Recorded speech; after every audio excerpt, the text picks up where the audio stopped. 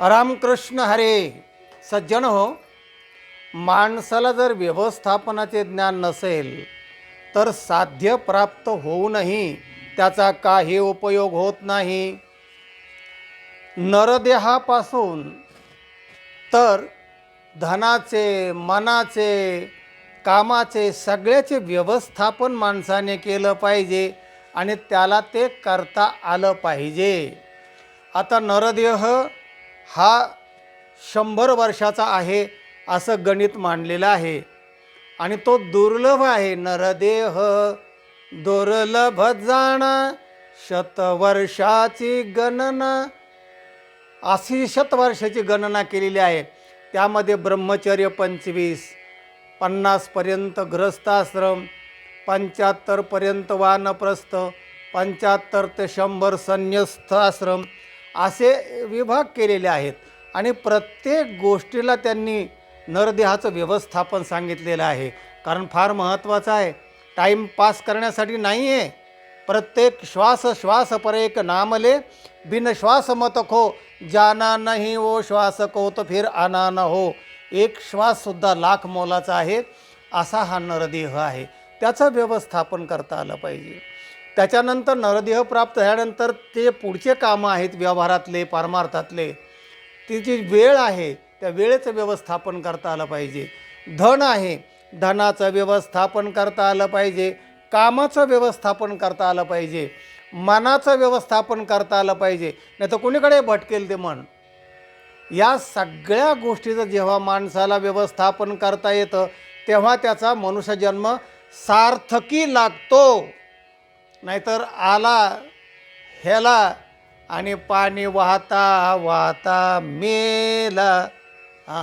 जन्म आला ह्याला म्हणजे टोनगा आणि पाणी वाहता वाहता मेला, असं होऊ नये म्हणून प्रत्येक गोष्टीचं व्यवस्थापन करावं असं शास्त्रकारांचं, ऋषीमुनींचं, साधू संतांचं म्हणणं आहे. दृष्टांत पाहूया. पुराणातील एक गोष्ट आहे. एक भाविक दारिद्र्याने फार फार पिडला होता. 12 गाव दारिद्र्य. आणि मग त्या दारिद्र्यामुळे लोक त्यांना मानत नसायचे, त्याचा अपमान व्हायचा. दारिद्र्य म्हणजे मरणांत दुःख असतं पहा. ज्याला दारिद्र्य आहे त्याला ते माहिती आहे आणि म्हणून तर लोक आत्महत्या जे करतात त्याचं कारण ते पण एक आहे. का असा तो दरिद्री भाविक. मग त्याने काय विचार केला की आपण तपश्चर्या करू, भगवंताला प्रसन्न करून घेऊ आणि भगवंताला काहीतरी धन मागून घेऊ. म्हणून त्याने घोर तपश्चर्या केली आणि घोर तपश्चर्या केल्यानंतर भगवान विष्णू प्रसन्न झाले. वरम ब्रूहि, माग तुला काय पाहिजे, मी तुला प्रसन्न आहे.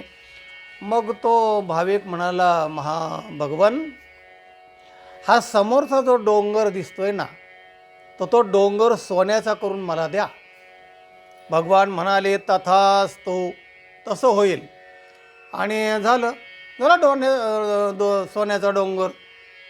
आता सोन्याचा डोंगर त्याने पाहिला, विचार करू लागला, अरे आता एवढं मोठं सोनं आणि हा डोंगर आपल्याला, आता घरी तर आपलं गाव तर 2 मैल लांब आहे आणि हा डोंगरातले हे डोंगर सोन्याचा, आता हे घरी न्यायचं कसा. त्याला चिंता पडली आणि परत तो रडायला लागला. आणि रडायला लागल्यानंतर एक साधू महाराज चालले होते रस्त्याने. म्हणले, अरे काय झालं रे रडायला, का रडतोस तो?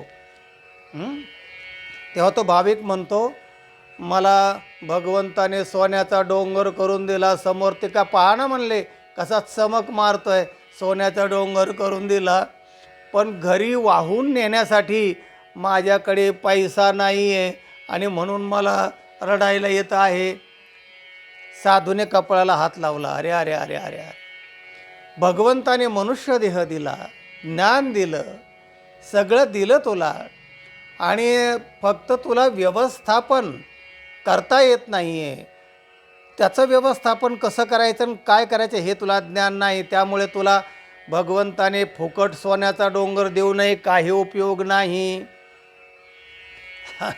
बघा सज्जन हो, म्हणून व्यवस्थापन करता आलं पाहिजे.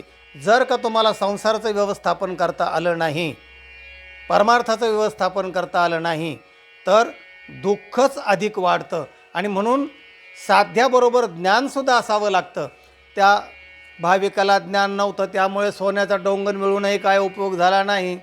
तेव्हा भगवद्गीता 15व्या अध्यायामध्ये भगवान म्हणतात, ऊर्ध्वमूलमधशाख मश्वत्थं प्राहुरव्ययम् छन्दांसि यस्य पर्णानि यस्तं वेद स वेदवित् ज्ञानाविन एके उपाय करिसी जितुके ते गुंफिसी अधिके रुखे ये.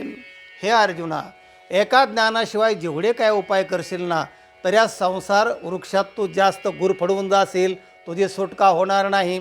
फक्त ज्ञानेन छित्वा असं म्हटलंय. ज्ञानानेच हा वृक्ष खंडित होऊ शकतो.